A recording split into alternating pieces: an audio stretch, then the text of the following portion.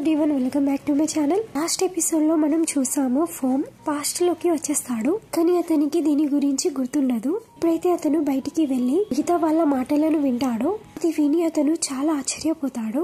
అతనికి దీని మీద విశ్వాసం కలగదు. ఇప్పుడు అతను అనుకుంటూ ఉంటాడు, నువ్వు ఏమైనా డ్రీమ్ చూస్తున్నానా, లేకపోతే ఇది ఏమైనా మాయాజాలమా?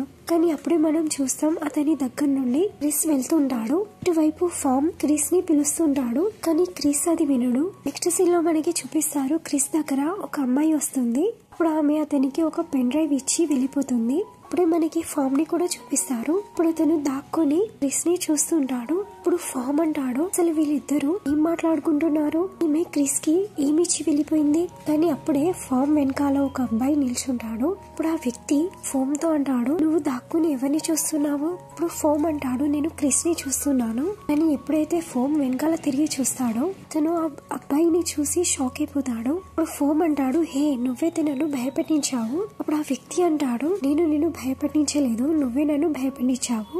అసలు నువ్వెవరు, నీకు క్రిస్ ఎలా తెలుసు, నువ్వు అతన్ని ఎందుకు ఫాలో అవుతున్నావు? అప్పుడు ఫోమ్ ఏం చెప్పడు. అప్పుడు ఆ అబ్బాయి అంటాడు, అయితే నువ్వు క్రిస్ యొక్క ఫ్యాన్, నువ్వు కూడా మా కస్టమర్స్ లో నుండి ఒకటే కదా.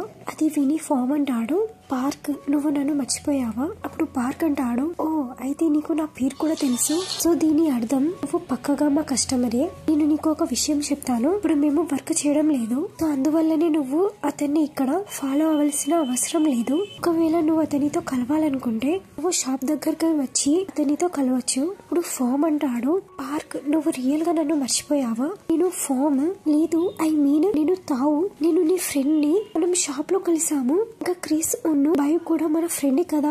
అది విని పార్క్ అంటాడు, అనిపిస్తుంది నువ్వు రియల్ గా చాలా రీసెర్చ్ చేసావు, అందువల్లనే నీకు ఇంత మంది పేర్లు తెలుసు. అయినప్పటికీ బై ద వే బయో ఎవరు? ఇప్పుడు ఫామ్ అంటాడు, నువ్వు అతన్ని కూడా మర్చిపోయావా? అతనైతే నీ బాయ్ ఫ్రెండ్ కదా. అండ్ యూ నో వాట్, నువ్వు అతనితో ఆల్మోస్ట్ అన్ని చేసావు. అది విని పార్క్ అంటాడు, నేను పార్క్ నాలాంటి వ్యక్తి ఎవరి గురించి కూడా బ్రేక్ డౌన్ కాడు. అలా చెప్పేసి అతను ఫామ్ యొక్క కాలర్ ని పట్టుకుంటాడు. కానీ అప్పుడు మనం చూస్తాం అక్కడ క్రిస్ వస్తాడు. ఇప్పుడు అతను అంటాడు, హే పార్క్ నువ్వు ఇదంతా ఏం చేస్తున్నావు? ఇప్పుడు పార్క్ అంటాడు, ఇతను నన్ను ఇబ్బంది పెడుతున్నాడు. ఇప్పుడు ఫామ్ అంటాడు, నేనేం చెప్పలేదు, నేనైతే రియాలిటీ చెప్పాను. అది విన్న తర్వాత పార్క్ మళ్ళీ ఫామ్ తో గొడవ పడాలనుకుంటాడు. కానీ క్రిస్ పార్క్ ని అక్కడ నుండి పంపించేస్తాడు. ఇప్పుడు క్రిస్ కూడా అక్కడ నుండి వెళ్తుంటాడు. కానీ అప్పుడే ఫామ్ క్రిస్ చేయిని పట్టుకుంటాడు. ఫామ్ అంటాడు, హే నువ్వు ఎక్కడికి వెళ్తున్నావు క్రిస్? అప్పుడు క్రిస్ అంటాడు, మన ఇద్దరికి పరిచయం ఉందా?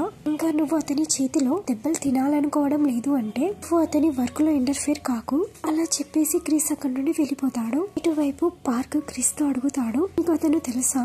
దానికి క్రిస్ అంటాడు, లేదు నాకు తెలియదు. ఇప్పుడు పార్క్ అంటాడు, అయితే మరి నువ్వు ఎందుకు అతన్ని ప్రొటెక్ట్ చేస్తున్నావు? ఎలాగైతే నీకు అతను తెలుసు అన్నట్టు, కానీ అతనైతే చెప్పాడు దానికి నువ్వు తెలుసు అని. దానికి క్రిస్ అంటాడు, నేను ఇక్కడ ప్రొటెక్ట్ చేశాను, నేను జస్ట్ కోరుకున్నాను మీరిద్దరు ఫైట్ చేయొద్దు అని. క్రిస్ అంటాడు, నాకు ఆ అబ్బాయి ఫేక్ ఫార్చ్యూన్ టెల్లర్ అనిపిస్తున్నాడు. అతను నాతో చెప్పాడు నేను ఒకరితో కలవబోతున్నాను అని, ఎవరైతే నాకు ఎవరు తెలియదు. ఇంకా అతను చెప్పాడు నేను ఆ అబ్బాయితోని మొత్తం చేసేసాను అని. అది విని క్రిస్ స్మైల్ చేస్తుంటాడు. పార్క్ అంటాడు, క్రిస్ నువ్వు నా వైపు చూడు, కనిపిస్తుందా నాలాంటి గుడ్ లుకింగ్ అబ్బాయి ఎవరితోనైనా అంత ఈజీగా వాళ్ళ ప్రేమలో పడిపోతాడా? అని ఇటువైపు క్రిస్ అయితే అతని ధ్యాసలోనే ఉంటాడు. నెక్స్ట్ సీన్ లో మనం చూస్తాం ఫోమ్ ని, అతను తన రూమ్ కి వచ్చేస్తాడు. అప్పుడు అతను అంటాడు, ఇదంతా ఏంటి? అప్పుడు అతను ఎలక్ట్రిసిటీ బిల్ ని చూస్తుంటాడు. అప్పుడు అతనికి తెలుస్తుంది అతను 2018 లోకి వచ్చేసాడు అని.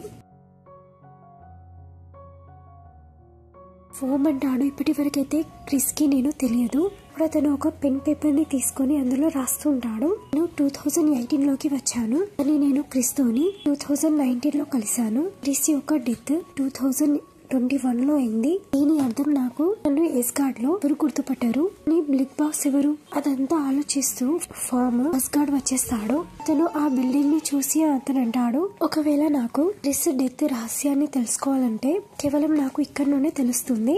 అలా చెప్పి అతను లోపలికి వెళ్ళిపోతాడు. ఇప్పుడు అతను అక్కడి ఓనర్ తోని కలుస్తాడు.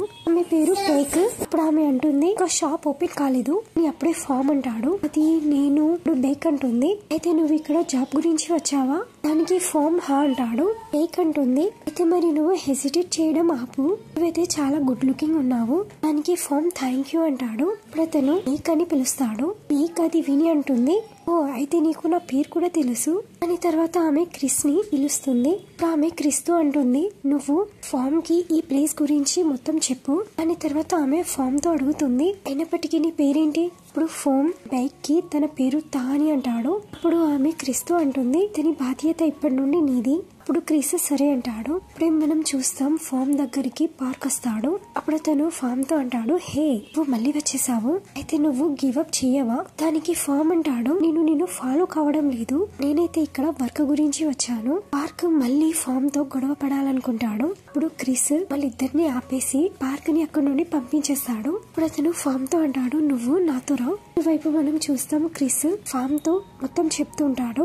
ఇటువైపు ఫామ్ అయితే కేవలం క్రిస్ వైపే చూస్తూ ఉంటాడు. ఇప్పుడు క్రిస్ అంటాడు నువ్వు ఫస్ట్ లో అయితే బార్ లో వర్క్ చేసావా? దానికి ఫామ్ హా అంటాడు. ఇప్పుడు క్రిస్ అంటాడు ఒకవేళ కస్టమర్స్ నీకు డాన్స్ చేయమని చెప్పినా నువ్వు వాళ్ళ గురించి డాన్స్ చేయాల్సి వస్తుంది చెప్పేసి అతను క్రిస్ కి ఫామ్ కి మొత్తం చెప్తుంటాడు. ఇటువైపు మనం చూస్తాం అక్కడ పార్క్ వచ్చేస్తాడు. అప్పుడు పార్క్ ఫామ్ హెడ్ మీద స్లాప్ చేస్తాడు. ఇప్పుడు ఫామ్ అంటాడు నీ ప్రాబ్లం ఏంటి?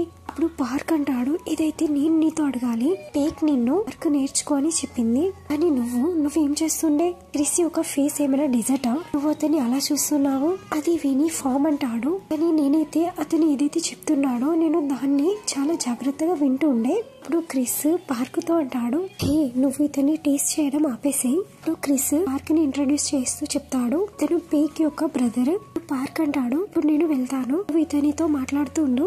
అప్పుడే మనం చూస్తాం అక్కడ ఇంకొక అబ్బాయి వస్తాడు. ఇప్పుడు అతను వాళ్ళతో మాట్లాడుతూ ఉంటాడు.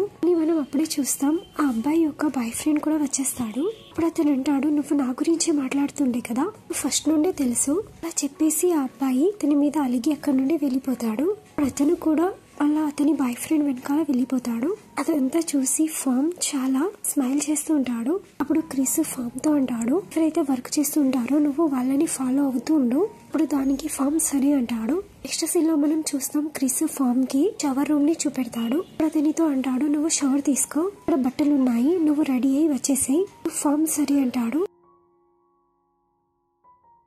ఫామ్ టవల్ ని చుట్టుకొని వస్తాడు. అప్పుడే అక్కడ పార్క్ ఉన్న అతని ఫ్రెండ్స్ వచ్చేస్తారు. ఇప్పుడు వాళ్ళందరూ అతని టవల్ ని తీసేస్తారు. ఇటువైపు ఫామ్ అండర్ ప్యాంట్ ని వేసుకొని ఉంటాడు. ఇప్పుడు అతను అంటాడు మీరు నన్ను టీస్ చేయలేరు. ఇప్పుడు వాళ్ళందరూ పాపం సాడ్ అయ్యి అక్కడ నుండి వెళ్ళిపోతారు. ఎప్పుడైతే ఫామ్ షవర్ రూమ్ దగ్గరికి వస్తాడో అతను చూస్తాడు అక్కడ డోర్ నాక్ ఉంది అని. ఇప్పుడు అతను అరుస్తూ ఉంటాడు. ఇప్పుడే క్రిస్ అక్కడికి వచ్చి అతని ఫేస్ మీద చేయి పెట్టి ఇప్పుడు అతను అంటాడు హే ఎంత గట్టిగా అరుస్తావు, నీకు కనబడటం లేదా నేను షవర్ తీసుకుంటున్నాను అని. అప్పుడు దానికి ఫామ్ అంటాడు ఐఎమ్ సారీ నాకు అనిపించింది వాళ్ళు నాతో ప్రాంక్ చేస్తున్నారు అని. అప్పుడు ఫామ్ క్రిస్ యొక్క బాడీని చూస్తూ ఉంటాడు. అప్పుడు అతను అంటాడు వావ్ నువ్వైతే చాలా హ్యాండ్సమ్ గా ఉన్నావు. ఇప్పుడు క్రిస్ ఏం చెప్పాడు? అతను అంటాడు వెంటనే వెళ్ళు షవర్ తీసుకుని రా, నాకు వర్క్ కి కూడా వెళ్లాల్సి ఉంది. ఇప్పుడు ఫామ్ అంటాడు నాకు నీ టవల్ దొరుకుతుందా?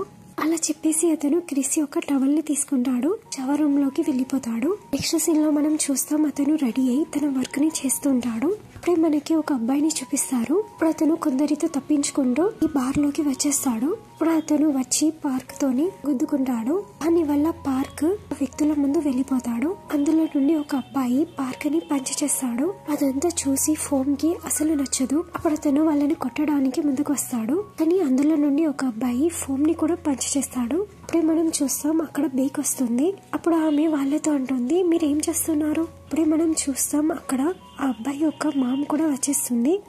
అప్పుడు సోరీ అంటుంది ఇక్కడ ఏదైతే డ్యామేజ్ జరిగిందో నేను దానికి కంపెన్సేషన్ చేసేస్తాను, మీకు ఎంత అమౌంట్ కావాలో నేను అంత పే చేస్తాను అలా చెప్పేసి ఆమె బేక్ కి ఆమె బ్లాక్ కార్డ్ ని ఇచ్చేస్తుంది. ఇప్పుడు ఆ అబ్బాయి తన పేరు బైవ్. అప్పుడు అతను పార్క్ వైపు చూస్తాడు. ఇప్పుడు అతని వైపు స్మైల్ చేస్తూ అక్కడ నుండి వెళ్ళిపోతాడు. కానీ ఇటువైపు పార్క్ అయితే అదంతా చూసి షాక్ అయిపోతాడు. నెక్స్ట్ సీన్ లో మనకి చూపిస్తారు పార్క్ బై దగ్గరికి వస్తాడు. ఇప్పుడు అతనితో అంటాడు, నేను డోర్ దగ్గర అందరి కస్టమర్స్ ని చాలా బాగా చూసుకున్నాను, అయినప్పటికీ చూడు నేను ఇంజూర్డ్ అయిపోయాను, నాకైతే తెలియదు నా హ్యాండ్సమ్ ఫేస్ ఇది బాగుందో ఖరాబ్ అయిపోయిందో. ఇప్పుడు పీక్ అంటుంది, నువ్వు ఇలాగా చిన్న పిల్లలాడిగా ఏడవడం ఆపేసి, అయినప్పటికీ క్రిస్ ఎక్కడున్నాడు? ఇప్పుడు దానికి పార్క్ అంటాడు, నాకు కూడా తెలియదు క్రిస్ ఎక్కడున్నాడు. ఓ నేను అతన్ని ఇప్పుడే చూసాను, అతను విఐపి కస్టమర్స్ ని సెండ్ ఆఫ్ చేయడానికి వెళ్ళాడు. అప్పుడే మనం చూస్తాం అక్కడ క్రిస్ కూడా వచ్చేస్తాడు. ఇప్పుడు పీక్ క్రిస్ తో అడుగుతుంది, ఈ రోజు ఎలా ఉండే, విఐపి జోన్ లో అంత బాగానే ఉండేనా? ఇప్పుడు క్రిస్ అంటాడు, హా అంత బాగానే ఉండే, ఈ కస్టమర్ కూడా ఎలాంటి కంప్లైంట్ చేయలేదు. అప్పుడు ఆమె ఫామ్ తో అడుగుతుంది, అయితే చెప్పుతా నీ రోజు ఎలా ఉండే? అప్పుడు దానికి ఫామ్ అంటాడు, నేను దెబ్బలు తిన్న దాన్ని వదిలేస్తే ఈ రోజు అయితే చాలా బాగానే ఉంది. అప్పుడు బేక్ అడుగుతుంది, ఇల్లు ఎక్కడ ఉంది, ఇక్కడ నుండి చాలా దూరంలో ఉందా? అప్పుడు ఫామ్ అంటాడు, లేదు నాకు ఇప్పటి వరకు ఎలాంటి రూమ్ దొరకలేదు. ఇప్పుడు పీక్ అంటుంది, ఇక్కడ దగ్గరలోనే ఒక కాండో ఉంది, ఇక్కడ ఎవరైతే వర్క్ చేస్తారో వాళ్ళందరూ అక్కడే ఉంటారు, అక్కడ అందులో ఒక రూమ్ లో 2 ఉండాల్సి ఉంటుంది, మేబీ కావచ్చు ఇప్పటి వరకు అది ఫుల్ అయిపోయింది. లేదు పార్క్ క్రిస్ వాళ్ళిద్దరి రూమ్ అయితే ఖాళీగానే ఉంది, నువ్వు అక్కడ ఉండొచ్చు, కానీ వాళ్ళిద్దరైతే ఫోమ్ ని వాళ్ళ దగ్గర ఉంచుకోవాలనుకోలేదు. అప్పుడు క్రిస్ అంటాడు, నేను పడుకునేటప్పుడు ఉరక తీస్తాను, కానీ అప్పుడు పార్క్ కూడా ఏదో ఒకటి చెప్తూ ఉంటాడు. అప్పుడు అతను ఫామ్ తో అంటాడు, నువ్వు చెప్పావు కదా నీకు క్రిస్ తెలుసు అని, సో ఇది బెటర్ నువ్వు అతనితో ఉండు. అప్పుడు అతను క్రిస్ తో అంటాడు, నువ్వు వర్క్ తర్వాత ఇతనికి ఇంటికి వెళ్ళిన తర్వాత నువ్వు నీ వర్క్ ని కూడా చెప్పొచ్చు అని. అప్పుడు బీక్ అంటుంది, నువ్వు డిసైడ్ అయ్యాను, ఇప్పటి నుండి క్రిస్ తోనే కలిసి ఉంటాడు. నెక్స్ట్ సీన్ లో మనం చూస్తాం క్రిస్ ఫామ్ ని తన రూమ్ కి తీసుకెళ్తాడు. నిజంగా అతని రూమ్ చాలా మెస్సీగా ఉంటుంది. అది చూసి ఫామ్ చాలా షాక్ అయిపోతాడు. అప్పుడు క్రిస్ అంటాడు, మేబీ నీకు ఇష్టం లేకపోతే నువ్వు ఇప్పుడు కూడా నీ మనసును చేంజ్ చేసుకోవచ్చు, ఆ రూమ్ చాలా, కానీ అప్పుడే ఫామ్ అంటాడు, మెస్సీ ఉంది కానీ అంత బ్యాడ్ గా కూడా లేదు, పర్వాలేదు మనం దీన్ని క్లీన్ చేసుకుందాం. ఇప్పుడు క్రిస్ అంటాడు, సరే నువ్వు నీ లగేజ్ ని ఇక్కడ పెట్టొచ్చు. అది విని ఫామ్ క్రిస్ వైపు చూస్తుంటాడు, ఎందుకంటే అతని దగ్గర ఏమీ లేదు. ఇప్పుడు క్రిస్ అంటాడు, ఓ నువ్వైతే ఏం తీసుకురాలేదు, కానీ నువ్వు ఫస్ట్ షవర్ తీసుకోవాలనుకుంటున్నావా? దానికి ఫోమ్ అంటాడు, లేదు నువ్వు ఫస్ట్ షవర్ తీసుకో, నేను నీ గురించి వెయిట్ చేస్తాను. ఇటువైపు మనం చూస్తాం ఫోమ్ రూమ్ ని క్లీన్ చేస్తూ ఉంటాడు. ఇప్పుడు అతను రూమ్ క్లీన్ చేస్తూ ఒక అబ్బాయి ఫోటోని చూస్తాడు. ఇప్పుడు అతను అంటాడు, ఇతనెవరు? ఇతనైతే చాలా బ్యూటిఫుల్ గా ఉన్నాడు. అలా చెప్పేసి అతను మళ్ళీ రూమ్ క్లీనింగ్ ని చేస్తుంటాడు. కానీ ఎప్పుడైతే క్రిస్ బయటికి వస్తాడో అతని రూమ్ ని చూసి ఇప్పుడు అతను చాలా షాక్ అయిపోతాడు. ఇప్పుడు అతను ఫామ్ తో అంటాడు, నువ్వు షవర్ తీసుకో, మిగిలిన క్లీనింగ్ ని నేను చూసుకుంటాను. అప్పుడు ఫోమ్ క్రిస్ తో అంటాడు, నాకు నీ టవల్ ఇస్తావా? అప్పుడు క్రిస్ ఫోమ్ కి అతని టవల్ ని ఇచ్చేస్తాడు. అప్పుడు క్రిస్ అంటాడు, నీ ఇష్టం, నువ్వు ఎక్కడైనా పడుకోవచ్చు, నాకు ఎలాంటి ప్రాబ్లం లేదు అని. ఇటువైపు మనం చూస్తాం ఫోమ్ షవర్ తీసుకున్న తర్వాత బెడ్ మీదకి వచ్చేస్తాడు. అది చూసి క్రిస్ అంటాడు, హే నువ్వు బెడ్ మీదకి ఎందుకు వస్తున్నావు, నువ్వు ఫ్లోర్ మీద పడుకో. అప్పుడు ఫోమ్ అంటాడు, నువ్వే చెప్పావు కదా నేను ఎక్కడైనా పడుకోవచ్చు అని, సో నేను నీతో పడుకోవాలనుకుంటున్నాను. అది విని క్రిస్ అంటాడు, నువ్వు వెళ్లి ఫ్లోర్ మీద పడుకో. అప్పుడు ఫోమ్ అంటాడు, నువ్వు చెప్పావు నీకు దీంతో ఎలాంటి ప్రాబ్లం లేదు అని. దానికి క్రిస్ అంటాడు, కానీ ఇప్పుడు నాకు ప్రాబ్లం ఉంది. దానికి ఫోమ్ అంటాడు, కానీ నాకు దీంతో ఎలాంటి ప్రాబ్లం లేదు. అలా చెప్పేసి అతను క్రిస్ పైకి వచ్చేస్తాడు. అది చూసి అయితే క్రిస్ చాలా ఆశ్చర్యపోతాడు. అప్పుడు అతను ఫామ్ ని దూరంగా జరపడానికి ట్రై చేస్తాడు, కానీ ఆ మధ్యలోనే ఫోమ్ చెయ్యి జారిపోతుంది. కానీ అప్పుడే వాళ్ళిద్దరికి యాక్సిడెంటల్లీ కిస్ అయిపోతుంది. కానీ అది చూసి అయితే క్రిస్ చాలా ఆశ్చర్యపోతాడు. ఎప్పుడైతే ఫామ్ చూస్తాడో క్రిస్ యొక్క చెయ్యి అతని చెస్ట్ మీద ఉంది అని, అప్పుడు అతను స్మైల్ చేస్తూ అతను అంటాడు, వావ్ హౌ స్వీట్. అది విని క్రిస్ చాలా ఎంబారెసింగ్ గా ఫీల్ అవుతాడు. అప్పుడు అతను వెంటనే ఫామ్ ని బెడ్ మీద నుండి కిందికి పుష్ చేసేస్తాడు. కానీ ఇటువైపు పాపం ఫోమ్ పిల్లు తీసుకొని పౌట్ చేస్తూ ఉంటాడు. అది చూసి క్రిస్ చాలా స్మైల్ చేస్తూ ఉంటాడు. నెక్స్ట్ సీన్ లో మనకి చూపిస్తారు ఫామ్ ఒక ఫుడ్ ట్రక్ దగ్గరికి వెళ్తాడు. ఇప్పుడు అతను అక్కడ నుండి ఫుడ్ ని బై చేసి అప్పుడు అతను అంటాడు, క్రిస్ నీకు ఏమనిపించింది, నేను నీ గురించి కుక్ చేస్తాను అని అనుకున్నావా? అలా చెప్పేసి అతను క్రిస్ దగ్గరికి వచ్చి ఫుడ్ ని సర్వ్ చేస్తూ ఉంటాడు. అప్పుడే క్రిస్ లేస్తాడు. అప్పుడు అతను అంటాడు,